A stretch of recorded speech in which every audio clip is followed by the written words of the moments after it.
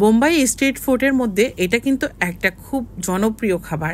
আজকে যেটা তৈরি করব খুবই অল্প উপকরণে বোম্বাই এই নাস্তাটি আপনাদেরকে তৈরি করে দেখাবো। আশা করছি ভালো লাগবে এই নাস্তা। এটা অল্প উপকরণে ঘরে থাকা জিনিস দিয়েই আপনি তৈরি করতে পারবেন, আর সবাই কিন্তু তৃপ্তি সহকারে খাবে। এত বেশি মজাদার, ফুলকো ফুলকো নরম তুলতুলে, একদম তুলুর মতো পাতলা, মুখে দিলেই মিলিয়ে যাবে। এত মজার এই নাস্তা তৈরি করতে কি কি লাগছে চলুন দেখে নিই এক নজরে। আর রেসিপি ভালো লাগলে প্লিজ ভিডিওটা বেশি বেশি করে শেয়ার করতে কেউ ভুলবেন না। আপনাদের একটা শেয়ার আমার জন্য কিন্তু অনেক বেশি উপকারী। এখানে আমি 1 কাপ পরিমাণ হালকা কুসুম গরম দুধ নিয়ে নিলাম, সেই সঙ্গে অ্যাড করে দিচ্ছি 2টো ডিম, আর দিয়ে দিচ্ছি আমি 3 টেবিল চামচ পরিমাণ চিনি, আর পাউডার মিল্ক দিয়ে দিলাম এখানে আমি 3 টেবিল চামচ পরিমাণ, স্বাদ মতো লবণ, ইস্ট দিয়ে দিচ্ছি এখানে 2 টিস্পুন পরিমাণ, রান্নার তেল 3 টেবিল চামচ পরিমাণ। খুব ভালো করে সব উপকরণগুলো একটু মিলিয়ে নিতে হবে। একটা চামচ দিয়ে মিলিয়ে নিলাম। আর এখন যেটা দিতে হবে এখানে আমি দিয়ে দিচ্ছি ময়দা। ময়দা দিলেই এর টেস্টটা খুব ভালো আসে। চাইলে কিন্তু আটা দিয়েও তৈরি করতে পারেন, বা এখন আমি এখানে ময়দা দিয়ে একটা ডো তৈরি করব। আর ডোয়ের থিকনেসটা কেমন হবে আমি দেখিয়ে দিচ্ছি। আমার এখানে আরও কিছু ময়দা লাগবে, তো আমি একটু ভালো করে এই পর্যায়ে মথে নিচ্ছি।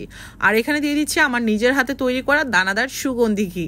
এই ঘি যদি কারো লাগে নিতে পারেন, কিন্তু এটা আমার নিজের হাতে তৈরি করা দানাদার সুগন্ধি ঘি। এই ঘি টেবিলের উপর রেখেই খেতে পারবেন। যারা স্বাস্থ্য সচেতন তারা কিন্তু ঘি খেতে ভীষণ পছন্দ করেন। এই জায়গাতে ঘিটা কিন্তু অ্যাড করতে হবে।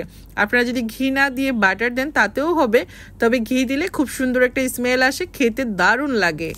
এখন 7-8 মিনিটের মতো একটু সময় নিয়ে এই ডোটা মেখে নিতে হবে। এতে করে নাস্তাগুলো ফুলে ফুলে টুইটুম্বুর হয়ে যাবে। আমার কিন্তু ডো রেডি। আর এই ডোটা রেস্টে রাখার কোনো প্রয়োজন নেই। এখন হাত দিয়ে খুব ভালো করে একটু গোল শেপ দিয়ে নিচ্ছি। এখন আমি যেটা করব, খুব বড় করে একটা রুটি বানাবো। আর রুটিটা কিন্তু একটু মোটা করেই হবে, আশা করছি দেখেই বুঝতে পারছেন। এখন আমি আবারও একটু দানাদার ঘি দিয়ে দিলাম, আর দেখে হয়তো বুঝে নিয়েছেন এপাশে ওপাশ করে ঘিটা খুব ভালো করে লাগিয়ে নিচ্ছি। এতে করে যখন নাস্তাটা ভাজবো এই ঘিয়ের স্মেলেই কিন্তু নাস্তাটা খাওয়া যাবে, এত বেশি টেস্টি হয়। যদি কেউ ঘি নিতে চান তাহলে স্ক্রিনের উপর ফোন নাম্বারে ফোন করে অর্ডার করে দিবেন।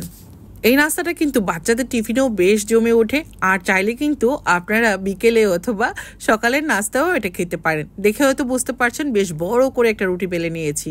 এখন একটা নাইফ দিয়ে আমি স্কোয়ার শেপ করে কেটে নিচ্ছি। আপনারা কিন্তু আপনাদের পছন্দ মতো শেপ দিয়ে কেটে নিতে পারেন। তা আশা করছি দেখেই বুঝতে পারছেন আমার আজকের নাস্তাটা তৈরি করা কত বেশি সহজ। তো সবাই কিন্তু বিকেলবেলা কিছু না কিছু নাস্তা খেতে চায়। এই নাস্তাটা আপনি চাইলে সকালবেলা তৈরি করে টেবিলের উপর 7-8 ঘন্টার মতো রেখে দিতে পারেন। যত সময় যেতে থাকবে এটা ততই সফট হতে থাকবে, আর খেতে কত টেস্টি বাসায় তৈরি না করলে তো বুঝতেই পারবেন না। আর এখন আমি ডুবো তেলে নাস্তাটাকে ভেজে নিচ্ছি। তবে হ্যাঁ, তেলটা খুব ভালো করে গরম করে নর্মাল টেম্পারেচারে এনে চুলার আঁচটা লো হিটের চেয়ে একটু বাড়িয়ে তারপর নাস্তাগুলো দিবেন, নতুবা উপর থেকে কালার এসে যাবে আর ভিতর থেকে সুন্দরভাবে কিন্তু ফুলকো হবে না। তো দেখে হয়তো বুঝতে পারছেন। আর এটা ভাজতে 2 মিনিটের মতো সময় লাগে। 2 মিনিটের মধ্যেই কিন্তু খুব সুন্দর করে ভাজা হয়ে যাবে, খুব সুন্দর একটা কালার এসে যাবে। তা আজকের নাস্তার রেসিপি আপনাদের কাছে কেমন লাগছে কমেন্ট করে জানাতে কেউ ভুলবেন না। কি টাইপের রেসিপি চান সেটাও লিখে জানাতে পারেন। যারা আমার রেসিপি ফলো করেন অবশ্যই বাসায় তৈরি করবেন, আশা করছি নিরাশ হবেন না। এটা খেতে অনেক বেশি মজার। সবগুলো নাস্তা কিন্তু ফুলে ফুলে ডাবল হয়ে গেছে।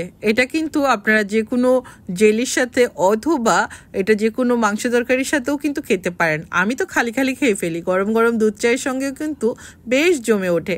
আশা করছি আপনাদের কাছে ভালো লেগেছে। কেমন লেগেছে কমেন্ট করে জানাবেন। সবাই ভালো থাকবেন। তবে যাওয়ার আগে চলুন একটা নাস্তা ছিঁড়ে আপনাদেরকে দেখিয়ে দিই এর ভিতরটা কতটা ফুলকো হয়েছে। একদম ছোট ছোট বালিশের মতো ফুলে ফুলে উঠেছে, তাই না? এইভাবে করে বাসায় তৈরি করে প্রিয়জনদেরকে নিয়ে মজাদার এই নাস্তার স্বাদ উপভোগ করুন। সবাই ভালো থাকবেন। ইনশাআল্লাহ আবারও নতুন কোনো রেসিপি নিয়ে হাজির হয়ে যাব। আজকের মতো বিদায় নিয়ে নিচ্ছি। দেখুন কতটা সুন্দর হয়েছে। এই ছোট ছোট মিনি বানগুলো খেতে অসম্ভব ভালো লাগে। আমি তো খালি খালি দুধ চায়ের সঙ্গেই খেয়ে ফেলি। আপনারা কিন্তু আপনাদের পছন্দ মতো যে কোনো মিষ্টি আইটেম অথবা ঝাল আইটেমের সঙ্গেও কিন্তু খেতে পারেন। বাচ্চাদের টিফিনে একটুখানি জেলি অথবা নিউট্রেলার সঙ্গে বেশ জমে উঠবে।